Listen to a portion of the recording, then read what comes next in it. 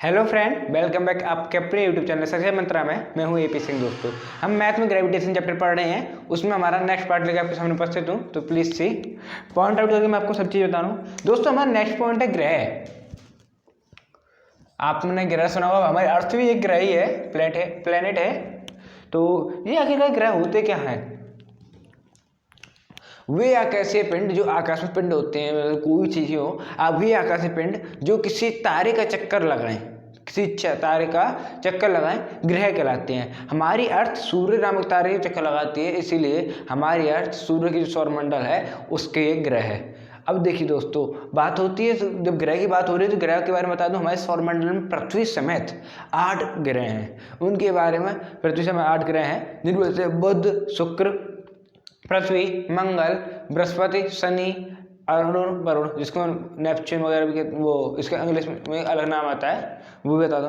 तो मैं एक बार आपको इसके बारे में लिखा देता हूँ, यूरेनस और नेपच्यून।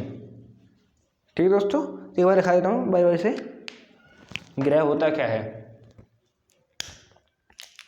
वे आकाशीय पिंड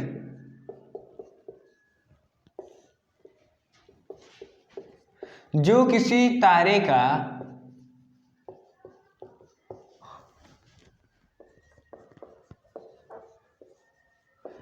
चक्कर लगाते हो। दोस्तों, चक्कर लगाते हो, ग्रह कहलाते हैं। ग्रह कहलाते हैं। ठीक है। हमारी अर्थ सूर्य के सौरमंडल नामक जो हमारा बेस है, जो मंडल एक टाइप का, उसका एक हिस्सा है, उसका ग्रह है। तो देखिए, हमारे सौरमंडल में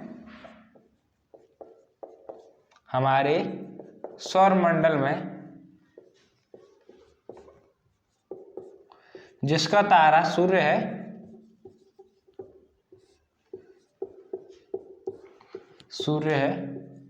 हमारे सौरमंडल में 8 ग्रह हैं दोस्तों।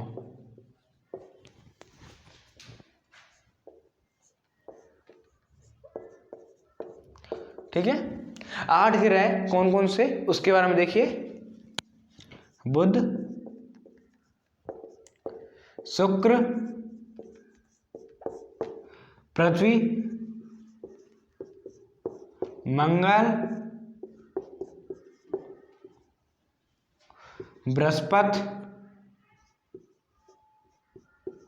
बृहस्पति, शनि, यूरेनस और नेपच्यून।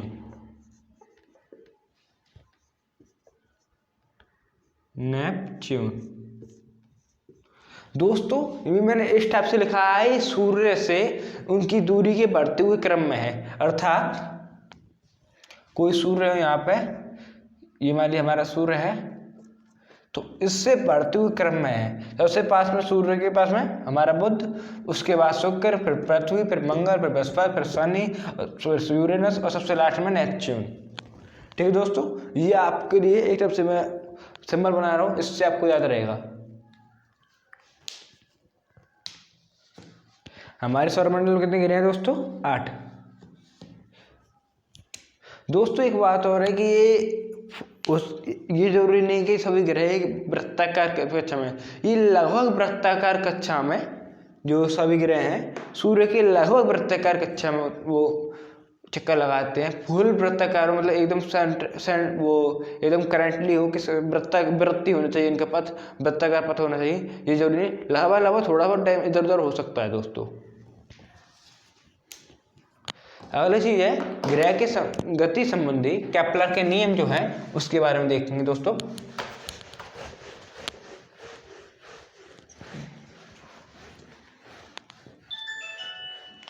तो ग्रह के केपलर संबंधी कौन कौन से नियम हैं? 3 नियम है दोस्तों। तीनों के बारे में हम बारी बारी से देखेंगे। जो पहला नियम दोस्तों, वो दीर्घवृत्त के संबंधित में नियम है, सूर्य के संबंधित में नियम है। वो नियम क्या कहता है? कक्षाओं का नियम कहते हैं इसको वैसे तो एक तरफ से। पहला नियम क्या है दोस्तों? कक्षाओं का नियम।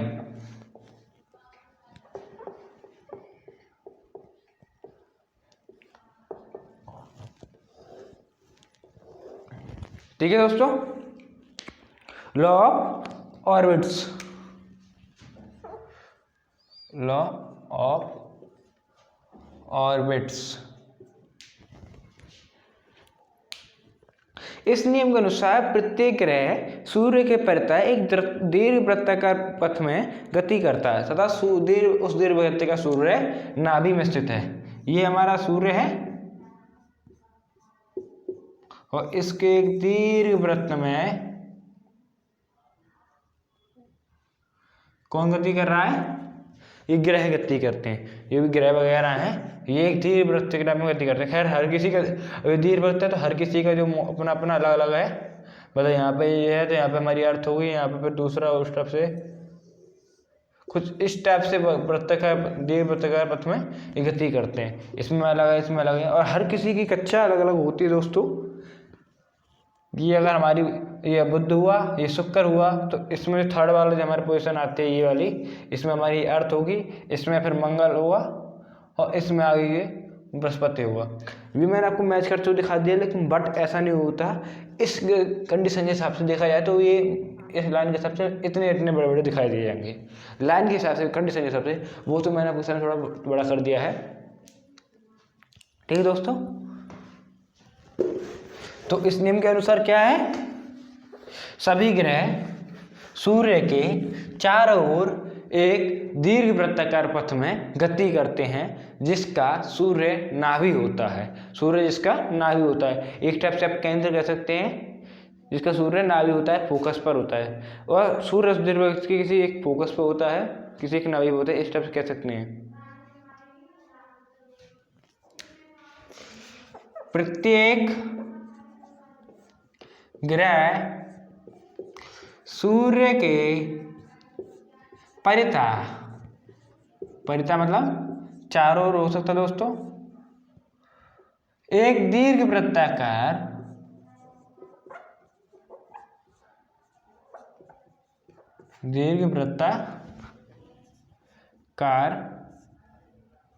पथ पर गति करते हैं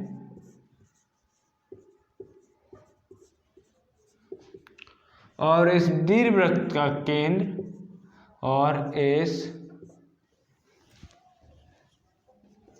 दीर्घ वृत्त का और सूर्य जो होता है वो दीर्घ वृत्त की फोकस पर किसी एक फोकस या नाभि पर स्थित होता है, और सूर्य इस दीर्घ वृत्त के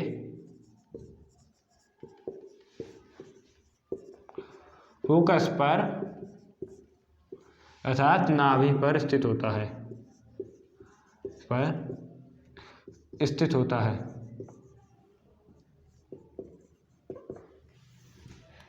होता है दोस्तों। ठीक है, जो हमारा सेकंड नियम आता है वो आता है क्षेत्रीय चाल का नियम।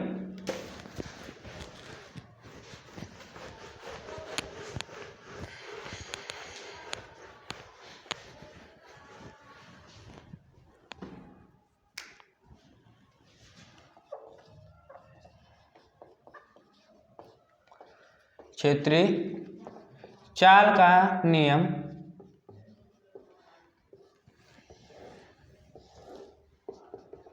ये हमारा सेकंड नियम है दोस्तों। इस नियम के अनुसार किसी भी ग्रह को सूर्य से मिलाने वाली काल्पनिक रेखा समान समय अंतराल में समान क्षेत्रफल तय करती है,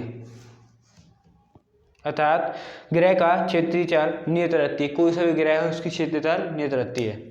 इस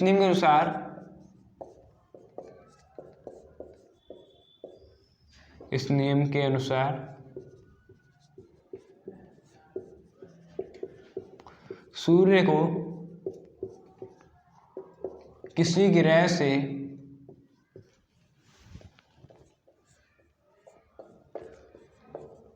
मिलाने वाली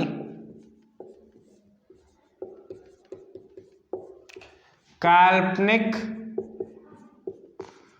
रेखा जो सूर्य को ग्रह से मिलाती है वो काल्पनिक रेखा समान समयांतराल में समान क्षेत्रफल तय करती है। समान समयांतरालों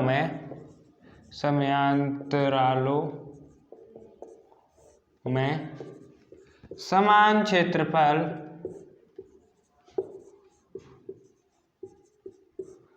तय करती है।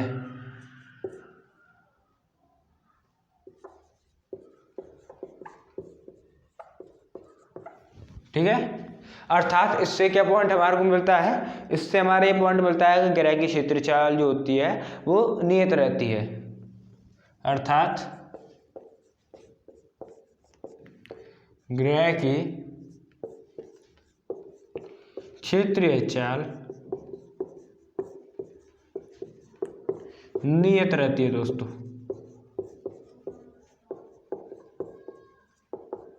ठीक है, ग्रह की जो क्षेत्रीय चाल नियत रहती है, इसका मतलब dA/dt बराबर नियतांक।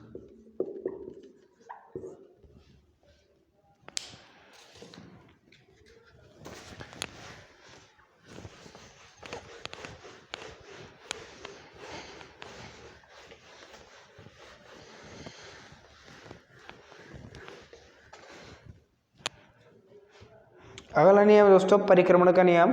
इस नियम के अनुसार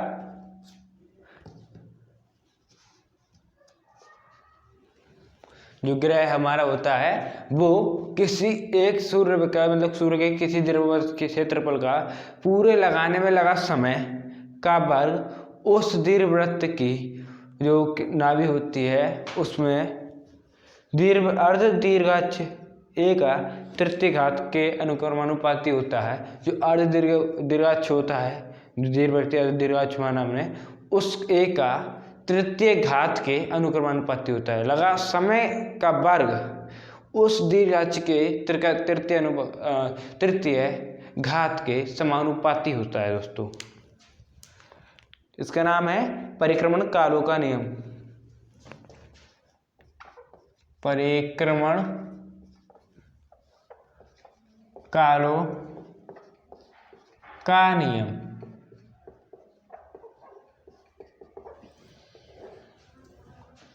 तीसरा है हमारा पॉइंट, इंग्लिश में कहते हैं लॉ ऑफ पीरियड। इस नियम के अनुसार किसी ग्रह का सूर्य के चारों ओर किसी ग्रह का एक पूरा चक्कर लगाने में लगा समय, अर्थात ग्रह का सूर्य के परितः जो परिक्रमण काल होता है का वर्ग उस दीर्घवृत्ताकार कक्ष के अर्ध दीर्घाक्ष एक के तृतीय घात के अनुक्रमानुपाती होता है। इस नियम के अनुसार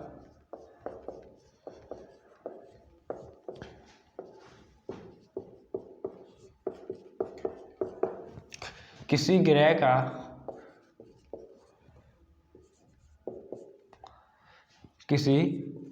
का सूर्य के परितः एक पूरा चक्कर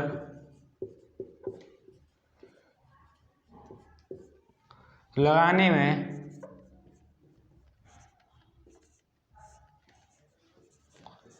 लगा समय,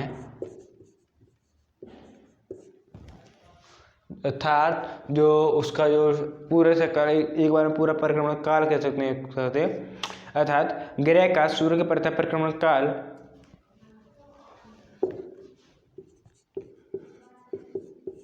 अर्थात ग्रह का सूर्य के परितः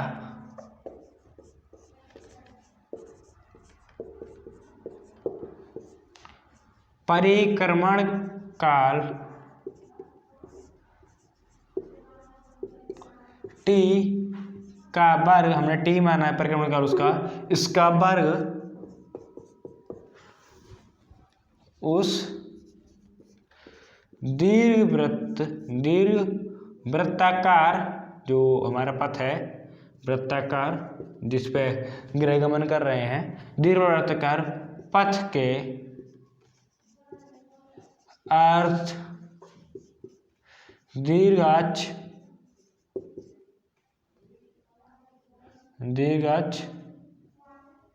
a के तृतीय घात के समानुपाती होता है।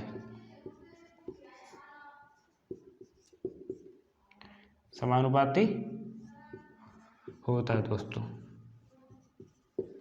ठीक है।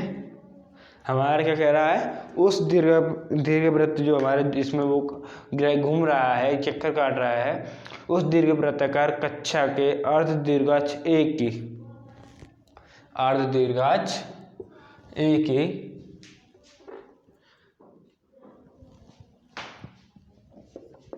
इस नियम के हिसाब से टी स्क्वायर प्रोपोर्शनल ए की घात 3, टी स्क्वायर प्रोपोर्शनल ए की घात 3 दोस्तों, ठीक है।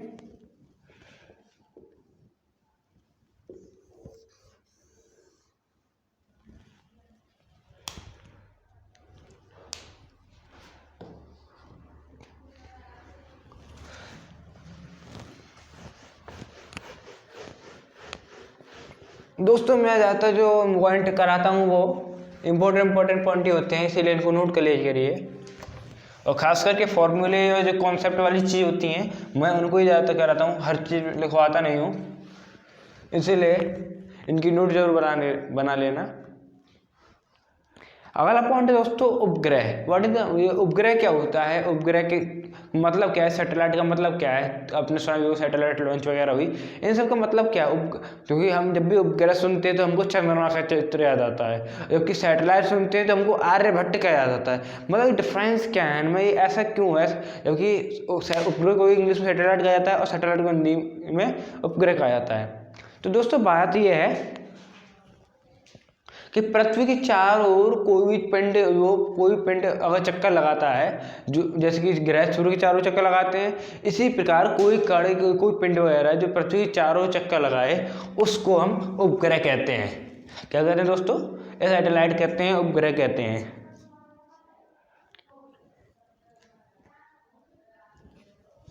उपग्रह, सैटेलाइट,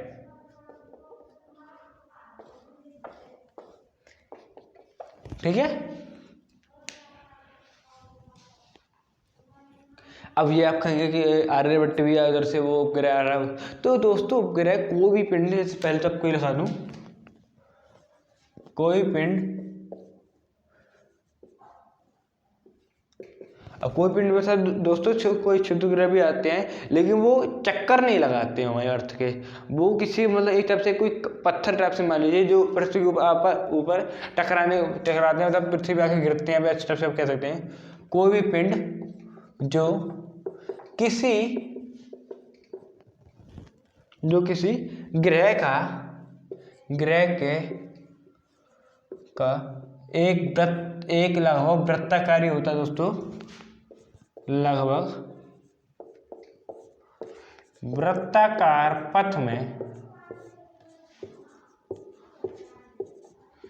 चक्कर लगाए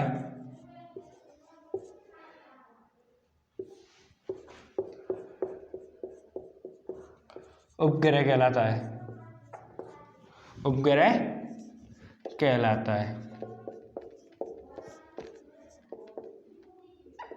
दोस्तों ये दो प्रकार की होती है, एक प्राकृतिक उपग्रह अर्थात नेचुरल सैटेलाइट, और दूसरा होता है कृत्रिम उपग्रह, इसको मानवकृत उपग्रह भी कहते हैं। इनको हिंदी में इंग्लिश में कहते हैं आर्टिफिशियल, और मतलब आर्ट के द्वारा बनाया गया आर्टिफिशियल सैटेलाइट। ये दो प्रकार के होते हैं, कहलाते हैं, ये दो प्रकार के होते हैं दोस्तों।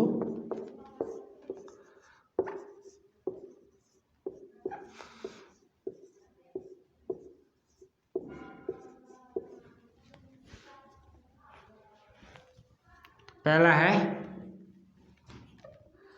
प्राकृतिक उपग्रह,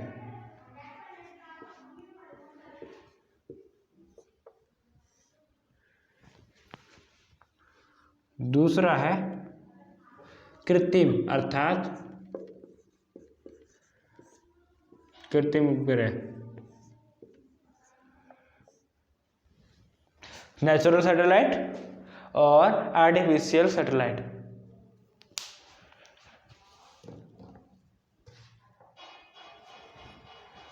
एक बार इनके बारे में बता दो, प्रकृति उपग्रह क्या होता है।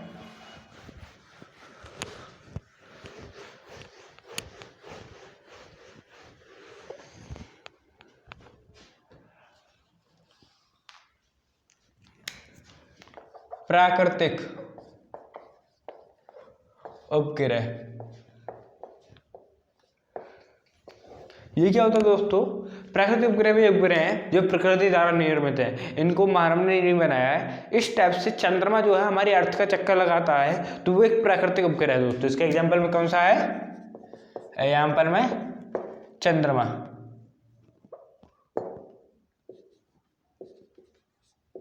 और खैर दोस्तों, बृहस्पति और अलावा सभी ग्रह को ही, एक आध ग्रह को छोड़ के सभी ग्रह के पास कोई ना कोई उपग्रह होता है। हमारी अर्थ का चंद्रमा है इसी टाइप से। दूसरा है कृत्रिम उपग्रह।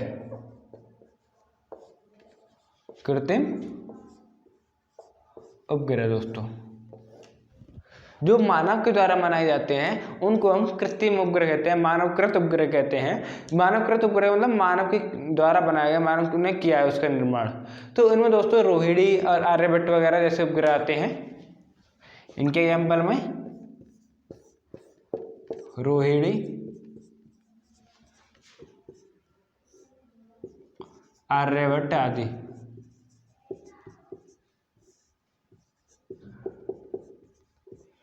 ठीक है दोस्तों, ये दो टाइप के उपग्रह होते हैं, पहला है प्राकृतिक, दूसरा है मानवकृत दोस्तों।